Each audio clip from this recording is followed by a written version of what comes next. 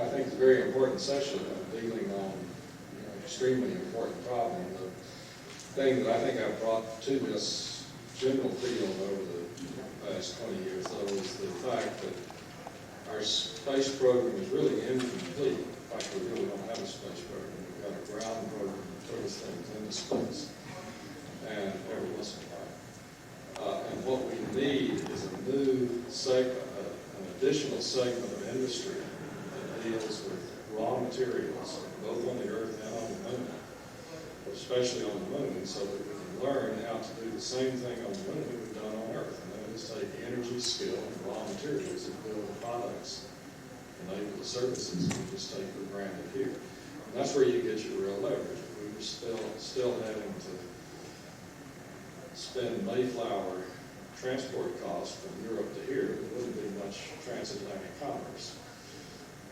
It's this whole system that you bring into existence of using materials up there that bring costs down and let you do new things. And these transitions can be very quick. It took only 3 years for Pittsburgh, when it was realized Pittsburgh was a little village back in the 1800s, late 1800s. They realized you could bring coal and iron ore down 2 different rivers and then ship out product where they came together. In 3 years, Pittsburgh went from a village to the largest producer of steel in the world. And it's that industrial skill that we have to bring to the moon using the materials that we know. And if we can do that, then the stuff I'm talking about can be done very quickly, even with high transportation costs that John just talked about. The high transportation costs will make your upfront costs higher in proportion. But as you're clever in making the cells on the moon, making transmitters, making reflectors and all, as you get very large scale, you amortize that high upfront transport cost. The other thing, of course, you do is you lift the space program or space activities, transportation, far beyond just NASA, which is quite often driven by politics. And you get industry in, which could reduce the cost and improve the number of options within that very quickly. If you could ask, and also, for you guys from Texas, and since you're involved in that Sunset Energy Council, so all of you have some experience dealing with industry, I would guess. And I should ask also, and John's involved in Sunset Energy Council. Yeah. So, is there actually some large energy company support for some of this work? How's that? I mean, what sort of response have you gotten when you talk to people? You mean as far as interest in the energy council, energy companies in space solar power? Well, there's a bunch of companies that use it, I suppose, in that area. I mean, actually, I once asked Peter Glazer, who first proposed solar power satellites, I relayed a question somebody asked me about whether the utility companies were interested in solar power satellites, and he said, were the railroads interested in airplanes? However,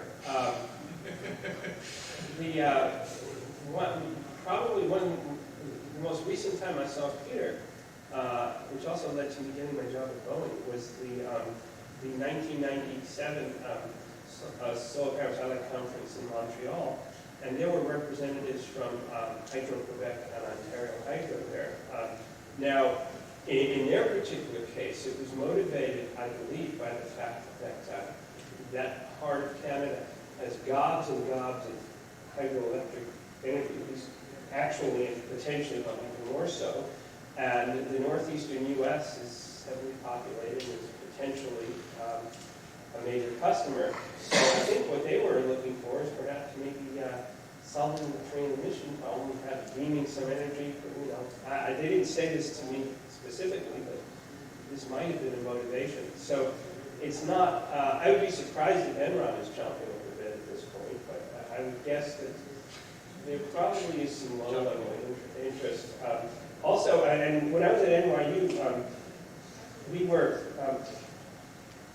we didn't quite manage to pull this off, but we almost pulled off a three-way collaboration between New York University,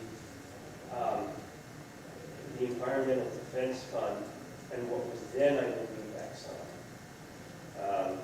And we were collaborated with both separately, and we almost brought them together. What was interesting was the Environmental Defense Fund, my advisor and I convinced, well, I shouldn't say convinced, but we piqued their interest in solar power satellites before, basically by showing ways to get the designs to be smaller and lighter than the behemoths that we studied in the 1970s.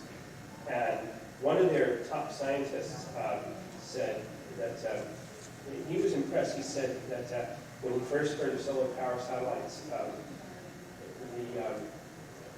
he dismissed it as a mega project, but he felt we had de-megaed it. Now, having said that, I don't think that small is necessarily beautiful and big is necessarily bad, but the problem, what's been holding back a lot of what John and I and Dave have been advocating is what we call the cost of first power, the size of the first step. The incremental cost of running a space solar power system, whether based in orbit or on the moon, is probably, well, I shouldn't say probably because there's so many unknowns, but is potentially reasonably low. As John Mankins from NASA pointed out, who's been the champion of SPS within NASA, the problem with the 1970 studies is you had to spend something like $200 billion before you generated your first watt, just because of the way the system scaled up. I don't want to take up all the time getting into the physics of why that was the case, but we're all Geostationary orbit. yeah, geostationary orbit, the spreading of the beam, the availability of materials, launching them from Earth, which, as John and Dave pointed out, is not something you want to do in the long run. But how do you chop up this problem into smaller parts? And I want to show one view graph, if that's okay, which is sort of what's the best way out without stumbling up. Just a preview of what I'm going to say in my talk in the session this afternoon on solar power.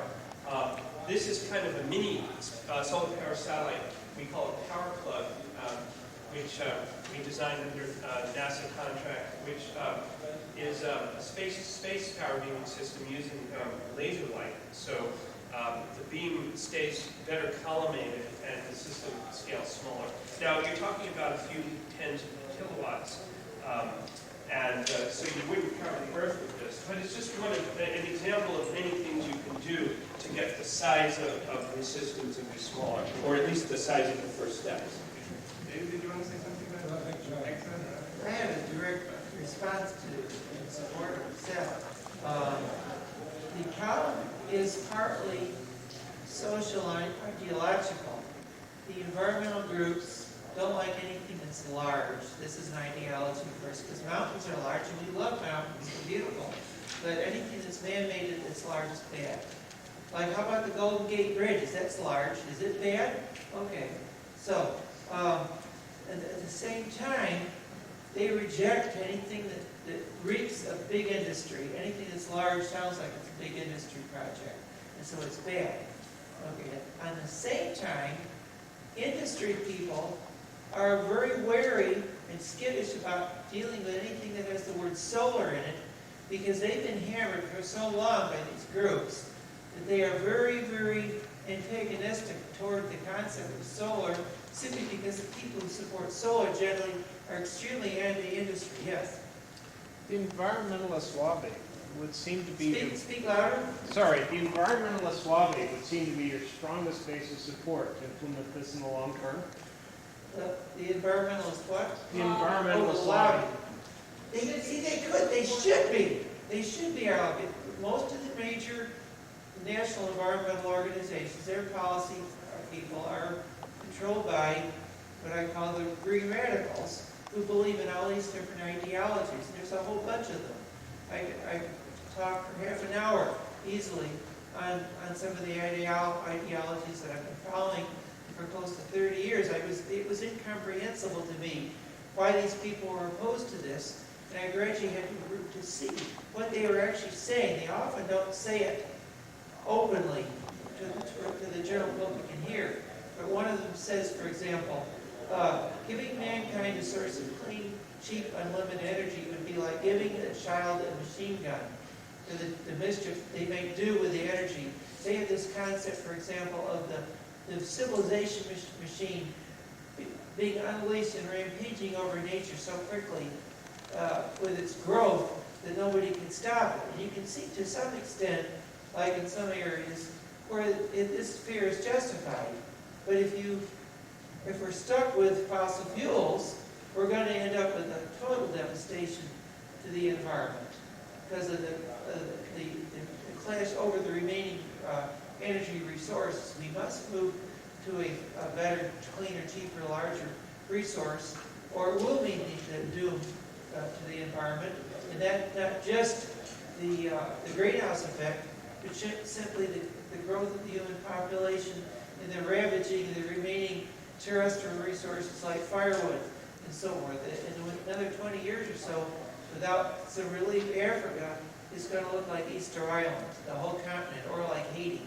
It's going to be a very severe problem, and we're going to be very sorry about the results if we can't fix the problem now. As far as companies and power and space, I think there's just an absolutely inevitable role for the government, the U.S. government. The same way, qualitatively, that the government provided land for railways to expand in the Midwest or the interstate highway system. We need a presence on the moon, a U.S. presence on the moon, which gives a physical presence there with a long time scale, gives a legal presence, and gives a contracting authority. And the way that I would want and use that as a way to reduce the barriers for industry to get involved. It's worked this way through railroads and interstate highway ports, canals. It's also worked in the development of the internet, advanced integrated circuitry. DARPA has been a major Defense Advanced Research Projects Administration, has been a major engine for change in this economy for the last 40 years. And that's a small agency of about 100 people that controls, or from time to time, controls 30% of the budget, the size of NASA's budget, 80 people versus 18,000 people. And so I see an efficient way to get this all started is to take NASA headquarters, which is essentially a arm of the aerospace industry to lobby congressional aides, reduce it to about 80 people or 100 people and put it on the moon. And make it NASA/DARPA so that the fundamental decisions of how to spend our $15 billion a year are made by people who are sitting in the real environment where we have to institute change. And they would then treat the NASA field centers like DARPA treats the Department of Defense divisions, Air Force, Navy, Army. And they would say, we need this, and we're the source of money. You guys cooperate to make it possible. And the next thing you have to do is provide a chance for real innovation. The oil companies have more than enough money, but they don't have the management proclivities to get out. They could surprise me. They do in many cases much more sophisticated stuff on a large scale than NASA does. Put a natural gas gathering field 10,000 feet down in the Gulf of Mexico, man, that is non-trivial. So a way to get the new styles going is that you require that any company that does more than $1 billion a year of business with the federal government, whether it's U.S. or federal, or U.S. or foreign, if they want a NASA contract, those big companies want a NASA contract, the CEO and the chairman of the board have to go to the moon and negotiate. And I think all of a sudden you'd find that Boeing, Lockheed, and Raytheon, and all of these would put a lot more innovative work into how to quite safely get on and off of Earth and do that. At the same time, it would give a source of funds to lunar development like DARPA and other agencies after World War II did integrated circuits or solid state development. You would find ways to do things remotely from Earth to the moon that would just expand our highly automated manufacturing capability recruited it to the lunar sphere. And I see the transition like how many people bought Monroe calculators 5 years after crank mechanical calculators 5 years after the first PC came out. You know, the market transition can be extremely quick.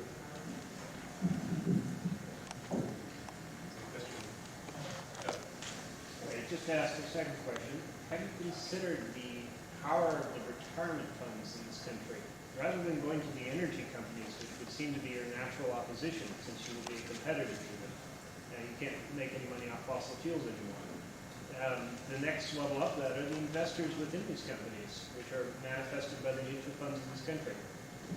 The question is, how do you get mutual funds involved, which is something like 30% or 40% of the investment potential in the U.S., or I guess in the U.S. You've got to provide a prudent investment, and that's why it's absolutely essential to get, for my approach, get the government on the money, provide a legal presence, get your demo done as an industry government demo, and then you can start having a prudent investment by growth on the margin. So another example way to think about it is Eisenhower, there were no number of used car dealers that Eisenhower could have gotten together to fund the interstate highway system. But once the interstate was committed to at a national level, it opened up the potential for used car dealers nationwide, good or bad, good. So there is an absolute role for government here which goes beyond the philosophy of Republicans or Democrats. It must go back to the philosophy of a realistic party that says we need this and let's cooperate with it.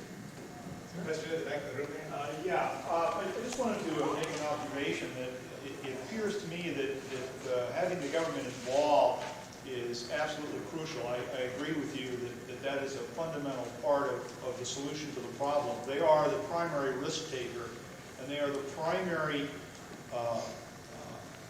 primer for industry. But I think the one thing we need to be careful of is that if we come up with too grandiose of a scheme too quickly, there won't be enough support. What probably is lacking is the beginnings of a smaller infrastructure to provide near-Earth capability that can then be grown to get us to the moon and use those resources. But we won't do it in one fell swoop. We'll have to do it in smaller steps that will be palatable to a large percentage of the population. And I'd just like to suggest that it was too bad that one of the abstract authors was not able to make it here today, because there was a paper that was proposed that would have been very interesting. It was, we need a space tug, and it talks about the ability to develop in-orbit service capability for satellites. Okay.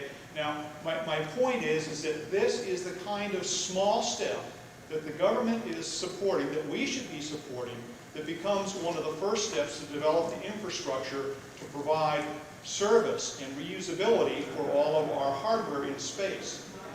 And the government certainly plays a role here, but on top of that, until we develop this kind of in-orbit service capability and provide some enhancement to the existing hardware that's there, we're not really going to get the bootstrap we're looking for. Actually, I believe there's a company that's got some sort of spacecraft type. Well, there is a contract. It's a DARPA contract right now. Orbital Express. Yeah, actually, can I respond to that? Okay, two people on this side. Okay, John, go ahead. Yeah, I think that the issue is I was about to raise the same issue that you just brought up, which is the whole issue of incrementalism versus an Apollo-style targeted complete solution type of program. And the problem is, how do you do each of those? If you can look at the current situation that we're stuck in, and we've been stuck in now for like 20 years with the shuttle, there was originally going to be a space tug of some kind that was going to be used with the shuttle and the space station to gain access to other areas, perhaps even geosynchronous orbit and the like. And none of that has happened. So part of the problem is it takes the political will to do either an incremental approach or a huge leap at one type approach. And really, this is the whole issue, the whole problem of who is going to make these decisions to do either the small increments or the big steps. And if you say a specific goal by a specific time, sometimes it's actually easier to do that than it is to do it incrementally. And sometimes it's easier to do it incrementally, but incrementally may be too late to stop the greenhouse effect. So we've got to think about all these different issues. Go ahead. Yeah, actually, a couple of comments. Yeah, the program that you referred to is Orbital Express, which Boeing is the prime contractor on, and in fact, I was working on it for some time. That is a study of on-orbit repair and refueling with satellites.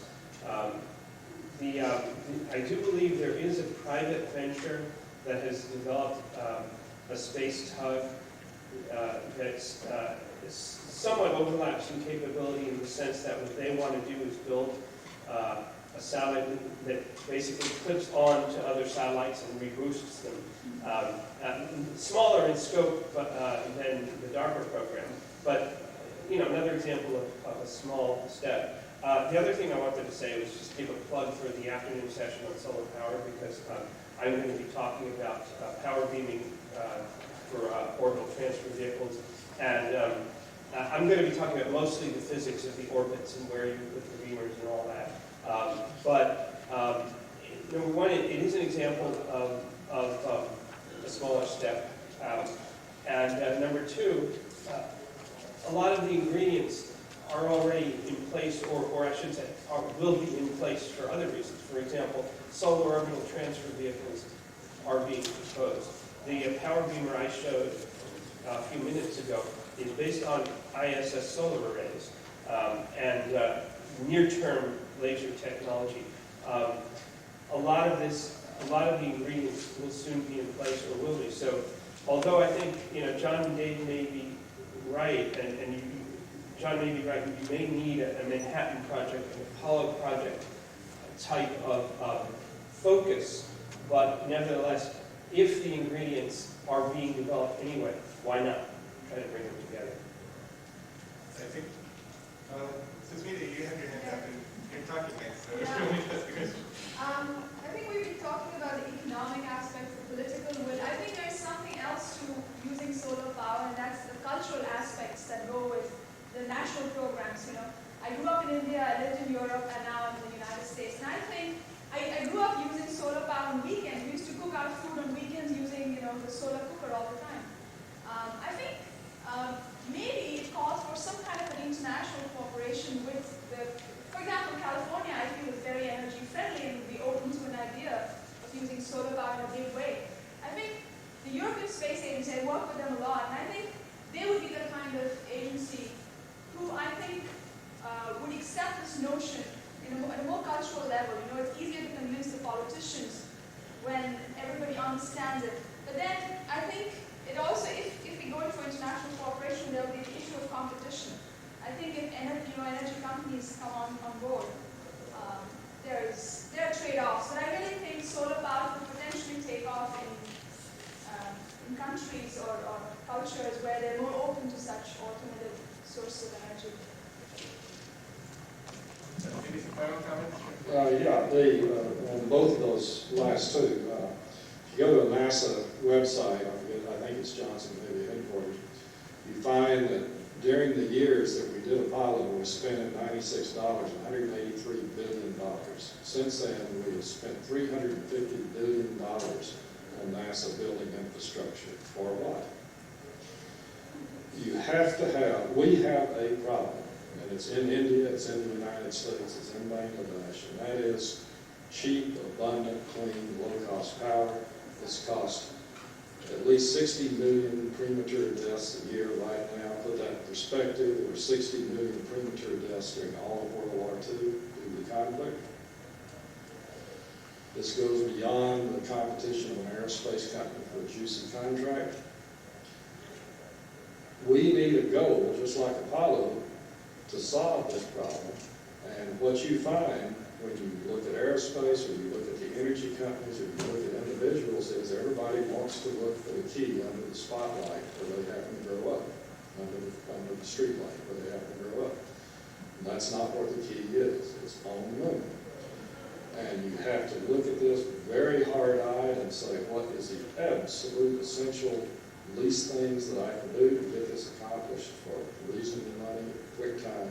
I'm the only person in the world, as far as I know, that tells you what the implications are on a global level. If you look at the coal company or Arthur Daniels or the SPS crew, they want to talk to you about a demo. They don't want to talk to you about the 20 terawatt solution. And if you start thinking about the 20 terawatt solution, then you realize that as this thing starts growing, as the stuff on the moon starts growing, even at a tiny little level, you all of a sudden have electric power that you can apply and provide throughout cislunar space. Rather than a rocket, you can use ion drives with essentially zero reaction mass.